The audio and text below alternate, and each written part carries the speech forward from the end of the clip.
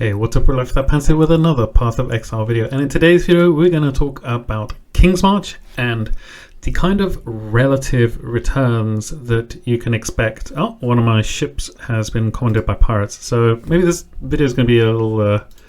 it's not going to be what I thought it was going to be. I thought we were going to waltz in and we're going to have all three ships remaining, but we don't. So let's go and rescue these guys, and maybe I can talk about what I've been doing whilst we're rescuing them. So I wanted to figure out what the sort of relative, what the useful benchmarks for Kingsmarch were. So I've been running the mappers. I've been running all three sets. It's a lot of gold to run the mappers, so I think if you feel like you don't have enough gold all the time, then I would say drop the mappers. But I've been running the mappers, and they cost a ton of gold versus any other part of the economy. And I've also been running shipments to Kalgur, I think it is. And I've been using this as the guide. So you can see down here, we've got Kalgur. This is the cheat sheet for what kind of ores they like. But there's also on the wiki, there's a spot for what kind of loot tables they basically have for the different towns. And we just kill this guy. Hopefully we get the unique as well. I think that's something that I haven't had one yet. No, we didn't get anything. Okay, never mind. So there is on the wiki, if we just go here and we do shipping, then you can see here, there is a table here for what kind of resource versus the reward that you get for the shipping. And you can see down here, there's blue xanthan, and for Kalgur, down at the bottom of the blue xanthan, there's a divine orb bias. So I wanted to discover, or at least have a bunch of data for what the relative bias for the divine orbs is. And so we're going to go and find out right now. So I got these guys. They're going to take an hour and 14 minutes. So this will be my 48th and 49th shipment. So I figure 50 is a fairly decent set sample size. We got a divine for the first one, and for the second one we also got a divine as well. And this is fairly common. And how common exactly? Well, we can go into our we've got this 10k blue xanth thing here. I just put all this stuff in, and then I increment the name of this tab up to 49, because that's how I've been recording the data, is just putting that on there. And then the other thing I have is 300 mappers. So the mappers have run 300 maps for me. What kind of maps? I'm using just 8 mod corrupted T16s, and I farmed these and these as well. Over not that many maps, honestly. I think in Jungle Valley I would obviously choose a different map if I was to do this again, because Jungle Valley doesn't have any really sort of super interesting div cards. But if you do, say, Basilica, then Basilica has all of annulment card, but also has Mirror Shard, level 3 Enlighten, and Original Scripture cards as well. And I think that Original Scripture, I think there's around 30 or 40 divines each per card. So we'll just go back to Kingsmarch. So that's how I set up the mappers. I would just come over here, take the EU service. Oh no, the Washington DC server is not very, it's not great today. And just chuck these in. And I've got a mix of, one of mine died. It's the first one actually, or the second one that died. But I've got mostly tier 5 mappers. And then I think in the other ones I have, I think I've got a mix of tier 5 and tier 4s. So yeah, there's a couple of tier 4 guys in here. But if you have 3, I found if you have 3 tier 5 guys and then the rest are tier 4, they can handle 8 more corrupted maps fine. If they're all tier 5, they can handle, I think it's up to 40% Delhi 8 more corrupted maps as well. And also, tier 17s, they're pretty good at those. So that's what I was setting up the mappers to run with.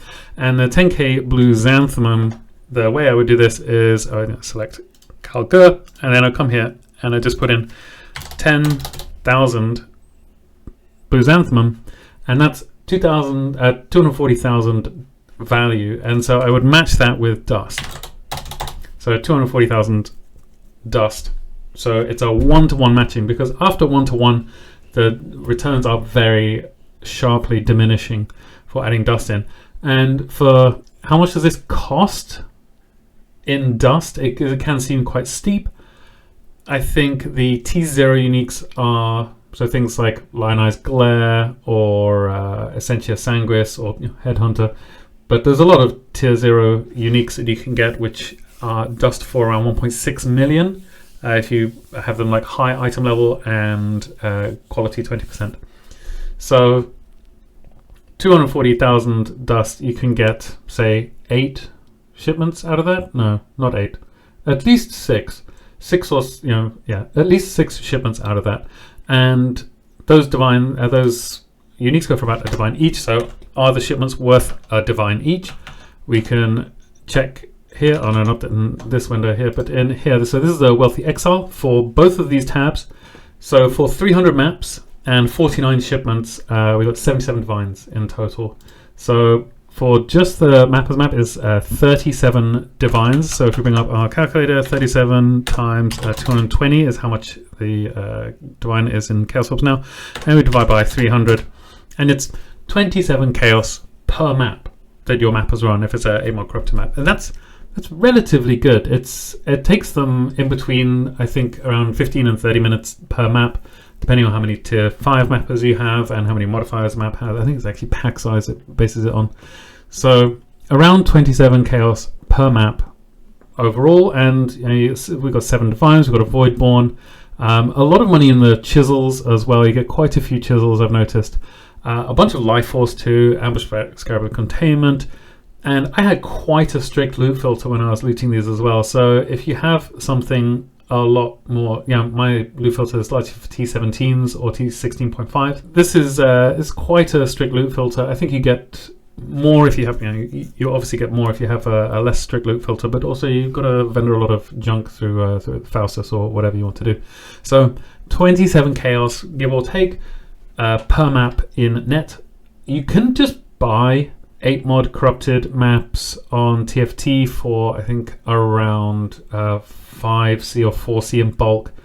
There's a lot of them. There's so many 8-mod corrupted maps this league. And then for the shippers, we're looking at 41 divines, and this is, it's just pure currency. There's nothing that comes back apart from the rune grafts, and I think if there was a way to get tattoos, I would be doing that instead. If there was a way to get tattoos and divine orbs, I would be doing that instead. But 41 divines, so we've got 41 times 220, and then divided by 49, and that brings out 184 chaos per ship. And usually you're sending off 3 ships at once. So if you multiply by this by 3 and then divide by 220, so it's 2.5 divines. Fairly, pretty much 2.5 divines for each set of ships you send off.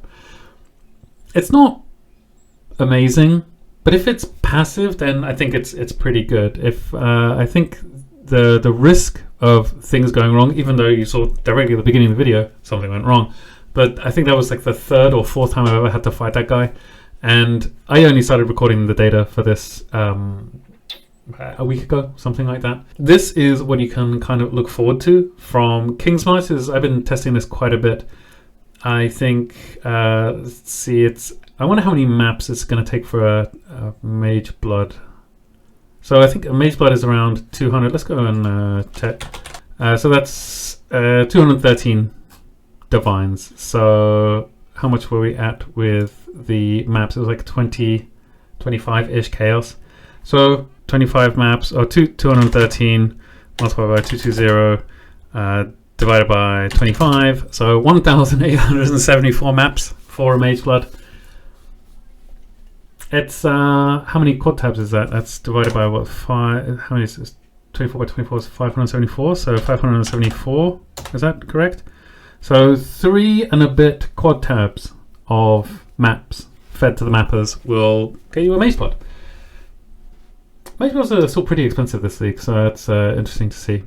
But yeah, so that's all I have for you today. I just wanted to, I know that a lot of people are collecting data on Kingsmarch again, and I wanted to throw this data in there as well. As far as the Blue Xanthan goes, I also want to do like the 314,000 of wheat and corn, and then match it with a X amount of dust to get a 17 million shipment, because then I'm much more likely to get mirror shards back. But I wanted to see what this was like as well, and I think it's best to do small shipments to the tattoo places, the Karui, because the tattoos are worth a lot. And getting, and don't forget you can 3-to-1 the tattoos as well for a random tattoo. So you can get a lot more tattoos, I think, if you just do small shipments to the Karui. And according to this, so if you want to go to, you can either get Regals or you could get, is it Tionui? Yeah, Exalted Orbs. I'm not sure how much either of those are particularly worthwhile. There's no Chaos Orbs, I notice here. Oh no, actually you could do Corn to Tionui and you get a lot of Chaos Orbs. So maybe that's a play to do small shipments there and then hope to get a lot of tattoos back. But yeah, I wanted to just chuck this data in so that everybody can check it out. I'm just gonna scroll down here for the video so you can see what kind of, we got 463 alterations. We got 4 exalts as well. I didn't get any of the was it the sacred orbs. I got a lot of rune grafts though, and almost none of them I think are worth anything. I think only the fishing one is worth something. And then for the mappers, it's just such a mix of everything. It's like a little bit of column A, a little bit of column B. It's like Blight, honestly. It's very similar to that. And yeah, I'm just gonna chuck all this stuff in my stash now. There's a lot of 2120 gems and that kind of stuff. It's yeah, it's a real mixed bag. Anyway, that's it for me. I want to try and keep this one short, and I think I haven't. Anyway, if you like this kind of stuff, swing by the Twitch channel. We're live every day on twitch.tv/lifewithoutpants now during the summer schedule as well. So with that, I hope you are kind to everyone you meet. I love you all very much, and I'll see you next time. Cheers.